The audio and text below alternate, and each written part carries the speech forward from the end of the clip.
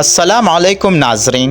एक दफ़ा सुल्तान सलाहुद्दीन अय्यूबी रहमतुल्लाह अलैह जंगल में शिकार करने के लिए रवाना हुआ। आप रहमतुल्लाह अलैह के साथ दो खास वज़ीर, एक जासूस अली बिन सुफियान और 20 सिपाही मौजूद थे। सुल्तान सलाहुद्दीन अय्यूबी रहमतुल्लाह अलैह एक छोटी सी काफिले के साथ जंगल की तरफ तेज़ रफ्तारी के साथ जा रहा था। चलते चलते सुल्तान सलाहुद्दीन अय्यूबी रहमतुल्लाह अलैह का गुज़र एक गाँव से हुआ, क्योंकि जंगल की तरफ जो रास्ता जाता था वो इस गाँव में से गुज़र कर जाता था।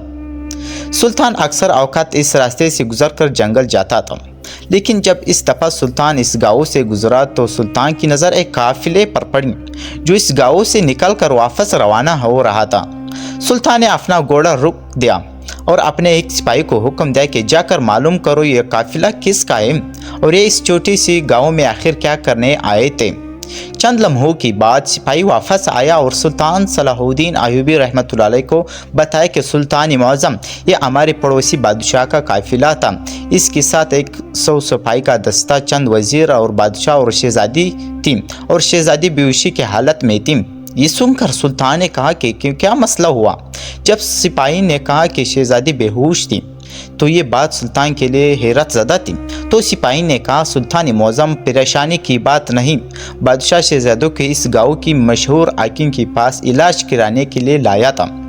ये सुनकर सुल्तान सलाहुद्दीन अय्यूबी रहमतुल्लाह अलैह आपकी वज़ीर और आपकी सिपाही हक्का बक्का हो गए कि इतना बड़ा बादशाह एक छोटे सी गाँव में एक छोटे से हाकिम के पास खुद शहज़ादी का इलाज कराने आया है।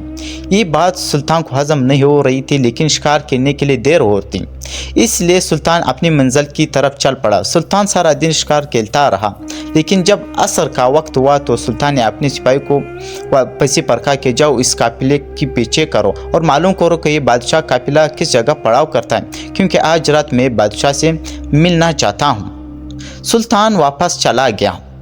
इतने में सिपाही भी आ गए। परेशान सिपाही ने सुल्तान सलाहुद्दीन अय्यूबी रहमतुल्लाह को बताया, सुल्तान मौज़म इस गाँव से निकलने के बाद एक छोटी सी वादी है और इसी जगह पर बादशाह के काफिले ने पड़ाव किया है। सुल्तान सलाहुद्दीन अय्यूबी रहमतुल्लाह अलैह ने सुल्तान अली बिन सुफियान अपने चंद सिपाही और एक वज़ीर के साथ इस वादी की तरफ चल पड़ा।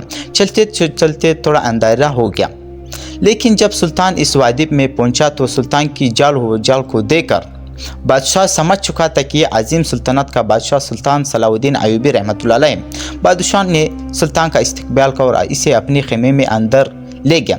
हाल अहवाल जानने के बाद सुल्तान सलाहुद्दीन अय्यूबी रहमतुल्लाह अलैह पहला सवाल बादशाह से ये किया कि बादशाह होकर शहज़ादे को इलाज करने इस छोटे सी गाँव छोटे से हाकिम के पास क्यों कराने आए थे। तो बादशाह ने कहा, सुल्तान मौज़म ज़रूरत इंसान को महल से निकाल कर अंदर गारों में ले जाते हैं, मैं तो फिर भी एक आबाद गांव में आया हूँ। सुल्तान को इस बातों में तजुस पैदा हो गया, लेकिन सुल्तान ने इसे पूछा कि आखिर क्या शहज़ादी को क्या मसला हुआ था कि नौबत यहाँ तक आ पहुँची और तुम्हें इस गांव में आना पड़ा।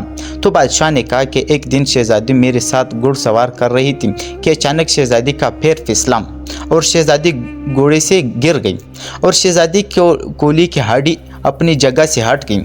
शहज़ादी दर्द से तड़प रही थी, लेकिन शहज़ादी किसी भी हाकिम को हाथ लगाने की इजाज़त नहीं दे रही थी।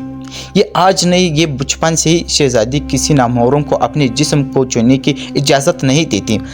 मलका ने अपने तौर तरीके से पूरी कोशिश की कि महल की तमाम कंजों ने भी पूरी कोशिश की लेकिन शहज़ादी सेहतियाब ना हुई। दिन ब दिन शहज़ादी कमज़ोर हो रही थी, लेकिन कोई भी हाकिम ऐसा ना मिला जो बग़ैर शहज़ादी को छुए इसका इलाज कर सके। जब ये बात हमारे मुल्क में फैली तो पैगाम रिसायों से खबर मिली कि आपका सल्तनत के गाँव में एक हाकिम साहब रहता है जो बग़ैर मरीज़ को छुए इसका इलाज कर सकता है। ये सुनकर मैंने अपने सिपाही को इस हाकिम के पास भेजा कि फला बादशाह आपको बुला रहा है। तो इस बुज़ुर्ग हाकिम ने जवाब में कहा कि मैंने अपने सुल्तान के अलावा किसी बादशाह के हुक्म को नहीं मानता, अगर ज़रूरत है तुम्हें मेरे पास चलकर आना पड़ेगा। मैं हाकिम साहब की जवाब से ही समझ गया कि ये कोई आम हाकिम नहीं है और मैं शहज़ादी को लेकर इस हाकिम के पास पहुंचा।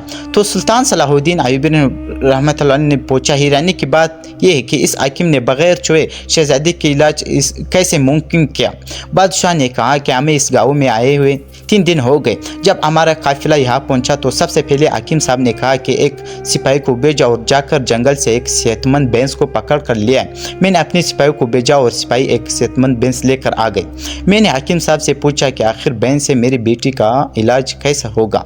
تو حکیم صاحب نے کہا کہ میں حکیم ہوں، لہٰذا مجھے میرا علاج کرنے دیجیے۔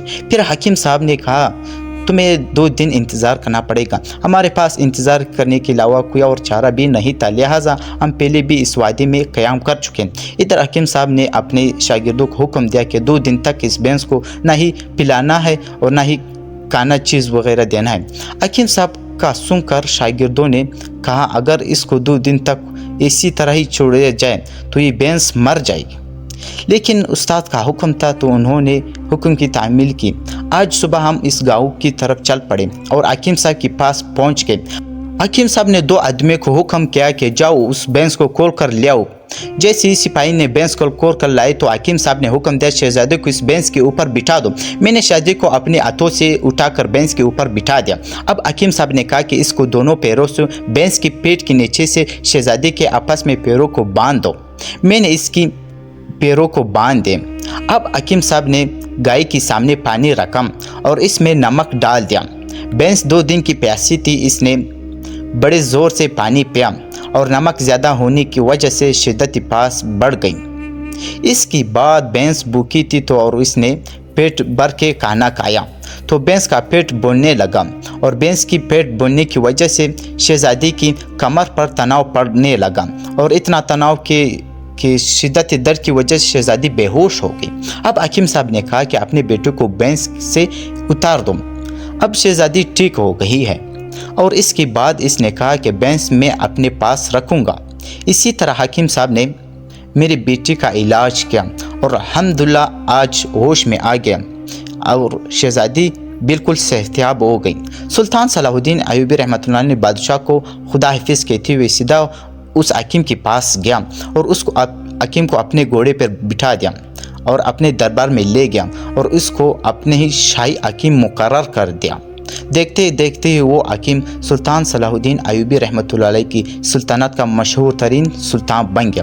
دوستو اگر آپ لوگوں نے اس ویڈیو کو لائک نہیں کیا تو ویڈیو کو لائک کر کے چینل کو ضرور سبسکرائب کیجیے اور بیل نوٹیفکیشن کو آن کر کے تاکہ اسی طرح ویڈیو کی نوٹیفکیشن آپ لوگوں تک پہنچتی رہے۔ بہت شکریہ آپ سب کا۔